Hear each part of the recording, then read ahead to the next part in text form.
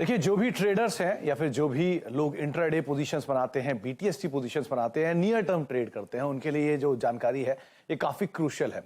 दरअसल फ्राइडे को यानी कि 21 तारीख को और उसके बाद वाले हफ्ते में हम त्योहार की तरफ जाएंगे जिसमें दिवाली होगी, तो उसमें कई सारी ट्रेडिंग हॉलीडेज होंगे, तो सेटलमेंट साइकिल के अंदर थोड़ा फेरबदल होगा।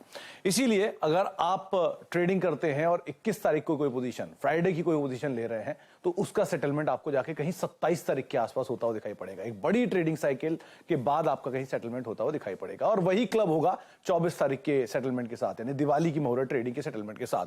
क्योंकि दिवाली है इसीलिए आपका सेटलमेंट की जो साइकिल है उसको क्लब कर दिया गया है। इसको और आसान सरल भाषा में आप एक आंकड़ों के जरिए समझेंगे कैसे फेरबदल होगा इस पूरी ट्रेडिंग को लेकर।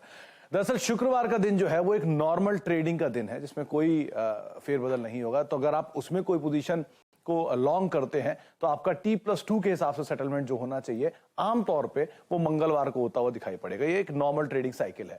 लेकिन क्योंकि सोमवार को दिवाली है जिस दिन मुहूर्त ट्रेडिंग होगी और उस मुहूर्त ट्रेडिंग में 2 घंटे के लिए ट्रेड जो है वो खुलते हुए दिखाई पड़ेंगे, तो इसीलिए उसका सेटलमेंट भी क्लब किया जाएगा उसके साथ वाली साइकिल के साथ। इसीलिए पहला ट्रेडिंग सेटलमेंट बैठेगा 25 तारीख और उसके बाद दूसरा ट्रेडिंग सेटलमेंट, क्योंकि 26 को छुट्टी है इसलिए बैठेगा 27 तारीख। इसीलिए आपका 24 तारीख का सेटलमेंट और 21 तारीख का सेटलमेंट, दोनों सेटलमेंट जो है वो एक साथ क्लब होते हुए दिखाई पड़ेंगे, जो कि 27 तारीख को सेटल होते हुए दिखाई पड़ेंगे। तो इसीलिए आपको कोई भी पोजीशन अगर आप ले रहे हैं तो इसी आधार से लीजिएगा कि दिवाली वाले दिन यानी मुहूर्त ट्रेडिंग वाले दिन और उसके बाद की छुट्टी जो 26 तारीख को है, उन दोनों को सेटल करने के बाद 27 तारीख को ही आपका सेटलमेंट ट्रेड आपके पास पहुंचता हुआ दिखाई पड़ेगा। तो ये एक क्रूशियल इंफॉर्मेशन है सभी ट्रेडर्स के लिए जो कि अपनी पोजीशंस को फ्राइडे या ओवरनाइट या बीटीएसटी के तौर पे लेते हैं।